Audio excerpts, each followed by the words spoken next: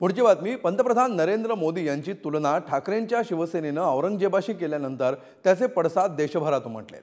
पंतप्रधानांनी याची दखल घेत ही आपल्याला 104थी शिवी असल्याचं म्हटलंय. तर मोदींवर जेवढी टीका कराल तेवढे खड्ड्यात जाल असा वार महायुतीचे नेते करतात.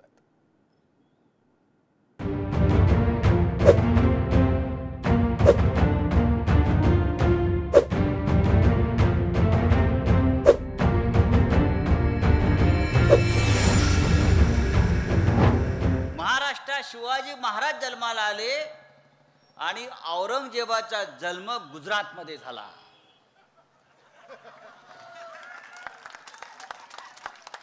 गुजरातमध्ये जिथे मोदी जन्माला आले त्याच्या बाजूला दाहोद नावाचं गाव आहे, तेथे औरंगजेब जन्माला आला आणि म्हणून ही औरंगजेबी वृत्ती गुजरात आणि दिल्लीतून या महाराष्ट्रावर चाल करून येते आहे आणि शिवसेनेच्या विरोधामध्ये, आमच्या स्वाभिमानाच्या विरोधामध्ये. मोदी आला नाही, औरंगजेब आला म्हणा, काढून टाकू. समोर किती बलाढ्य शत्रू असला तरी आपलं स्वत्व जे आहे, स्वाभिमान आहे, धर्माभिमान आहे, देशाभिमान आहे,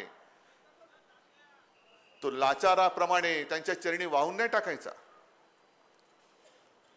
त्याला दाखवून दिलं पाहिजे की आज तुम्ही जे करताय ही औरंगजेबीच वृत्ती आहे.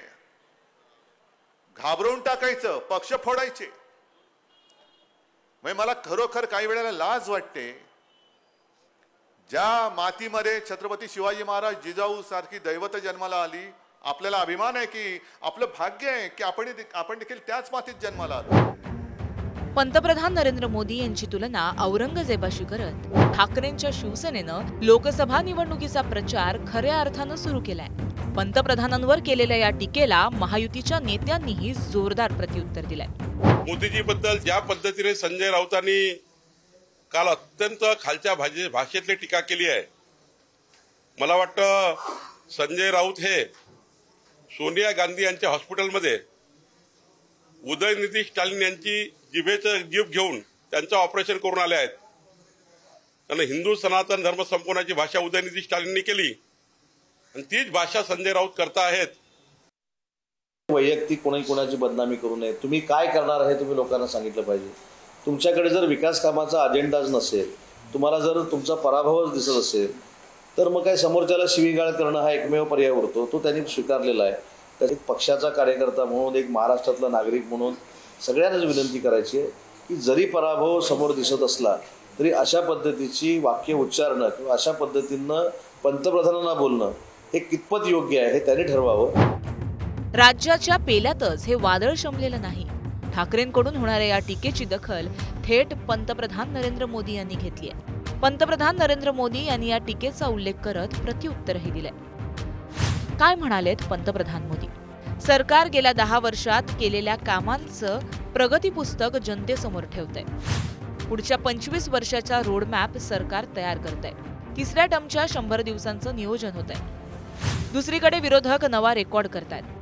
आजच विरोधकांनी मला 104वी शिवी दिली, औरंगजेब म्हणत टीका केली, मोदींचं डोकं उडवा अशा घोषणा करण्यात येत आहेत. उद्धव ठाकरे आणि संजय राऊत यांच्या टीकेला विकासाच्या कामानं उत्तर देत औरंगजेब ही टीका प्रचारात मुद्दा करण्याचा प्रयत्न मोदींकडून होताना दिसतोय.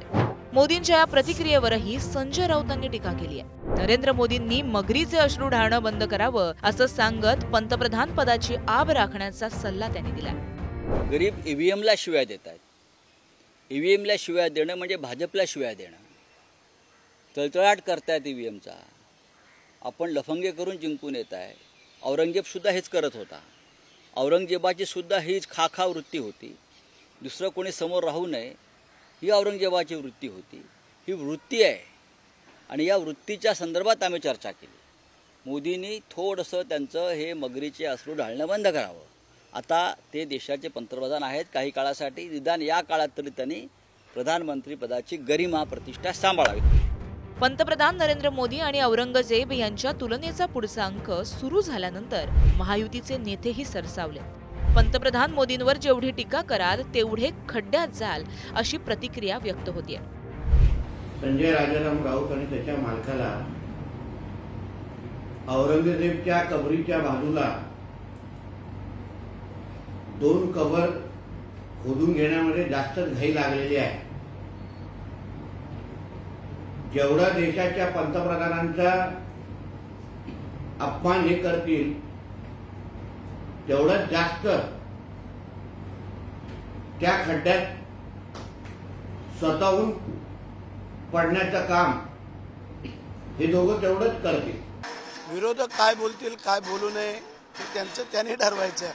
ते जेवढं काय बोलतील तेवढं आम्हाला उपयोगाचं आहे, फायद्याचं आहे. पंतप्रधान नरेंद्र मोदींवर ही टीका करून ठाकरेंच्या शिवसेनेनं मॅचच्या सुरुवातीलाच भाजप आणि महायुतीला फुलटॉस तर दिला नाहीये ना, अशी चर्चा आता सुरू झाली आहे. यापूर्वीही पंतप्रधान नरेंद्र मोदी यांच्यावर वैयक्तिक हल्ले विरोधकांनी केले. त्यात चायवाला, चौकीदार, परिवार, शक्ती अशा अनेक शब्दांनी विरोधकांनी मोदींना घेरण्याचा प्रयत्न केला. मात्र प्रत्येक वेळी पंतप्रधान नरेंद्र मोदी यांनी विरोधकांचा हा वार पलटवत ही टीकाच प्रचारात हत्यार म्हणून वापरली. राहुल गांधी यांनी मुंबईच्या सभेत केलेल्या शक्तीच्या टीकेलाही नरेंद्र मोदींनी दुसऱ्या दिवशी तेलंगणाच्या सभेत असंच प्रत्युत्तर दिलं होतं. हिंदू धर्म में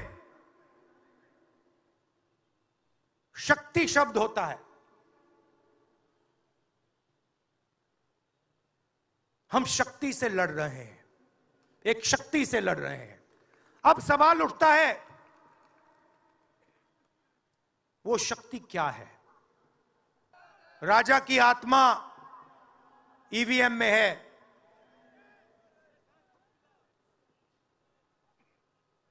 हिंदुस्तान की हर संस्था में है, ईडी में है, सीबीआई में है, इनकम टैक्स डिपार्टमेंट में है. क्या ऐसे लोगों को शक्ति का विनाश करने के मौका देंगे क्या? मौका देंगे क्या? शक्ति का विनाश करने वालों का विनाश होना चाहिए कि नहीं होना चाहिए? और इसलिए लड़ाई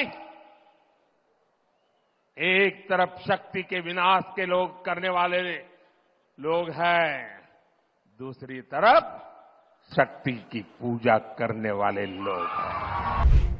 आता या शक्तीनंतर औरंगजेबासोबत केलेल्या मोदींच्या तुलनेचा उपयोग आगामी काळात प्रचारात होताना दिसेल. प्रचाराच्या सुरुवातीलाच हे वार पलटवार सुरू झालेले. येत्या काळात प्रचार किती तीव्र होईल हे यातून आता स्पष्ट होतंय. ब्युरो रिपोर्ट, पुढारी न्यूज. आणि पुढारी फोकसमध्ये आज इतकंच. ताज्या बातम्यांसाठी पाहत रहा पुढारी न्यूज.